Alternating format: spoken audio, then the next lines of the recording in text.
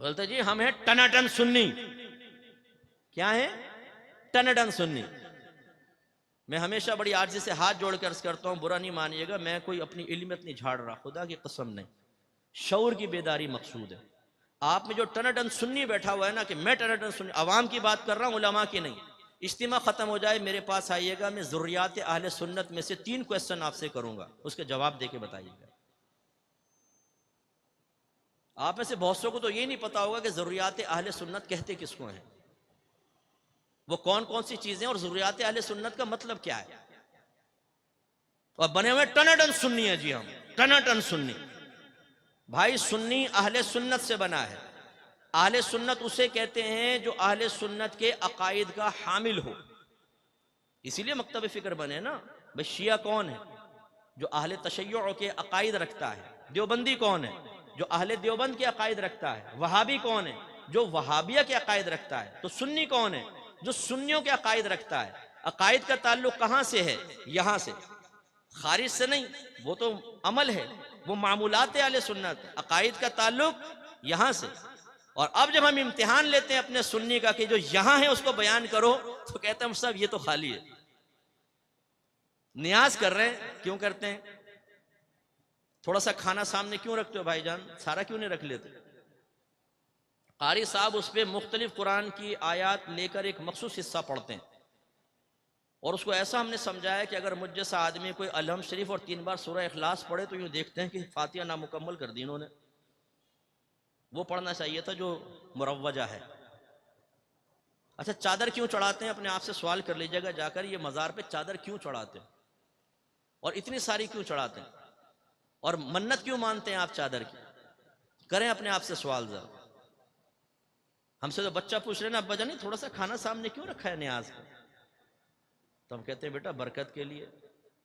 اب وہ پوچھے کہ ابا جان پھر باقی سارا کیوں نہیں رکھا؟ ہم کہتے ہیں کس کے ساتھ بیٹھنے لگا؟ جی ایک ناک پہ مارا اس کو، خاموش. کیونکہ جہاں ہمارے ٹن پہ سے پردہ ہٹنے لگ جاتا ہے وہاں پہ جلال آتا ہے، وہاں غصہ آتا ہے. اپنے بچوں کو سیٹسفائیڈ نہیں کر سکتا ایک ٹن سنی، وہ کسی کو کیا سنیت سکھائے گا؟ میں یہ عرض کرتا ہوں کہ ذرا خدارہ ہوش کے ناخن لیں.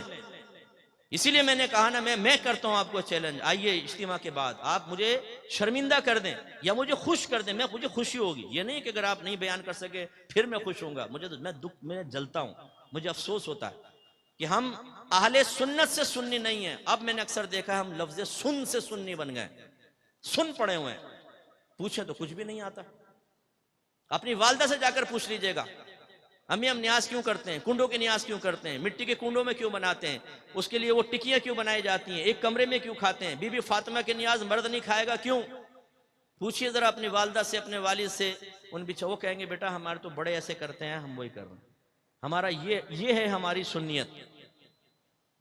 حالانکہ عقیدے کا تعلق یہاں سے ہے، آپ کے ذہن میں ہونا چاہیے.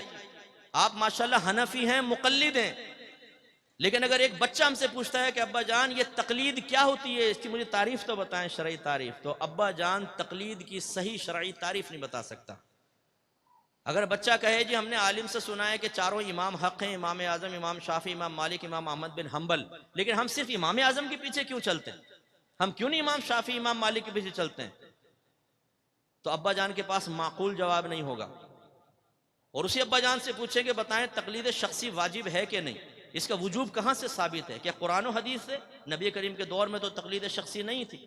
تو یہ کون سا والا واجب ہے، جو قرآن سے ثابت ہوا، جو حدیث سے ثابت ہوا، یا نص مذہبی سے ثابت ہونے والا ہے؟ کون سا والا ہے؟ ہماری جانے والا نص مذہبی. یہ مصطفیٰ نیا نیا نام سنا ہے، پتہ نہیں کہاں کہاں سے چیزیں نکال کے لے کر آ رہے ہیں. اب اسی طرح جمعے کی نماز کے بعد بچہ پوچھ لے ابا جان ہم کیوں ہاتھ باندھ کے کھڑے ہو کر اجتماعی طور پہ اردو میں صلاۃ و سلام پڑھتے ہیں، کیوں، کیا اس کی شرعی حیثیت ہے؟ تو ابا جان صرف یہاں سے ہاتھ نکال کے اس کان پکڑ کے یوں جھٹکا دے گا زور سے، خاموش. ارے بھائی بتاؤ، جواب دیں اس کو. آپ نہیں سمجھائیں گے تو کون سمجھائے گا؟ کیوں کرتے ہیں آپ ایسا؟ سمجھائیں آپ. جو آپ کر رہے ہیں میں یہ نہیں کہہ رہا ہوں کہ وہ غلط ہے، میں یہ کہہ رہا ہوں کیوں کر رہے ہیں یہ آپ کو معلوم ہونا چاہیے. جو نظریہ ہے آپ کا، عقیدہ ہے، اس کے بارے میں آپ کو معلومات ہونی چاہیے. کیا نبی کریم صلی اللہ علیہ وسلم کو عالم الغیب کہہ سکتے ہیں؟ عالم مانے جاننے والا، غیب مانے غیب، غیب کا جاننے والا. آپ کہیں گے عام آدمی کہے گا کہہ سکتے ہیں، لیکن یاد رکھیں کہ معانی سمجھتے ہوئے نبی کریم کو عالم الغیب کہا تو دار اسلام سے خارج ہو جائیں گے. کون سا معنی سمجھتے ہوئے؟ کہ لفظ عالم الغیب ایک مخصوص ٹرم ہے، یہ اس ذات کے لیے استعمال ہوگی جس کے پاس علم غیب ذاتی ہو، عطائی نہ ہو. تو عالم الغیب حقیقتاً اللہ تبارک و تعالی. نبی کریم صلی اللہ علیہ وسلم کو علم غیب دیا گیا، لیکن لفظ عالم الغیب اس ذات کے لیے استعمال ہوتا ہے شرعی اصطلاح میں جس کے پاس علم غیب ذاتی ہے. میں ایک جگہ بیان کر کے باہر نکلا تو ایک صاحب آ گئے، وہ ایک مخصوص جماعت سے ان کا تعلق تھا. انہوں نے کہا کہ آپ نے بھی بیان کیا تو اس میں ایسی اپنے حدیثیں بیان کی جس سے ایسا لگتا ہے کہ نبی کریم صلی اللہ علیہ وسلم کو علم غیب حاصل تھا. میں نے کہا جی. کہنے لگا میرے پاس دلائل ہیں کہ آپ کو علم غیب حاصل نہیں تھا. اس نے ایک ڈائری کھولی، اس میں آیات حدیثیں بہت ساری. میں نے کہا میں بعد میں اس پہ بات کرتا ہوں، پہلے مجھے بتائیں غیب کس کو کہتے ہیں. تھوڑی دیر سوچتا رہا، کہنے لگا اچھا میں بعد میں تیاری کر کے آؤں گا.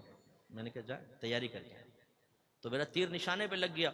اکثر ایسی ہوتا ہے، ایک پی ایچ ڈی صاحب آئے، بھئی ناراض مت ہوئیے گا، ہمارے استاد عبدالستار سعیدی صاحب فرماتے ہیں پی ایچ ڈی کا مطلب پھرا ہوا دماغ. تو زیادہ تر پی ایچ ڈی پھرے ہوئے دماغ والے ہوتے ہیں کہ پی ایچ ڈی کرنے کے بعد شخصیت پہ پی ایچ ڈی کی ہے، مفتیان کرام کو چیلنج کر دیں. ایسے ایک پی ایچ ڈی مجھے مل گیا، کہنے لگا لوگ کہتے ہیں جمعہ فرض ہے، میری تحقیق یہ ہے کہ وہ واجب ہے. میں نے کہا فرض کسے کہتے ہیں اور واجب اس کی تعریف بتاؤ.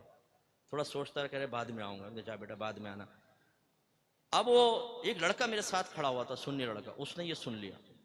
کچھ دن بعد مجھے ملا، کہنے لگا اکمل بھائی میں نے نا آج ایک شخص کو لاجواب کر دیا. میں نے کہا کیسے؟ کہنے لگا ایک نا دوسرے کو ہمارے آدمی کو سمجھا رہا تھا کہ نبی کریم کو علم غیب نہیں، میں بیچ میں کود گیا اور میں نے کہا تجھے غیب کی تعریف پتہ ہے؟ تو وہ گھبرا گیا. میں نے کہا جا پہلے تیاری کر کے آ پھر آنا. میں نے کہا شاباش. کہنے لگا لیکن میں ڈر رہا تھا کہ مجھ سے نہ پوچھ لے غیب کی تعریف کیا ہے. کمال دیکھیں آپ، یہ ہے ٹناٹن سنی. عقیدہ بیان کروں گا، عقیدے کا دفاع کروں گا، تشریح خود نہیں آتی، وضاحت خود نہیں آتی، معرفت تامہ خود حاصل نہیں ہے.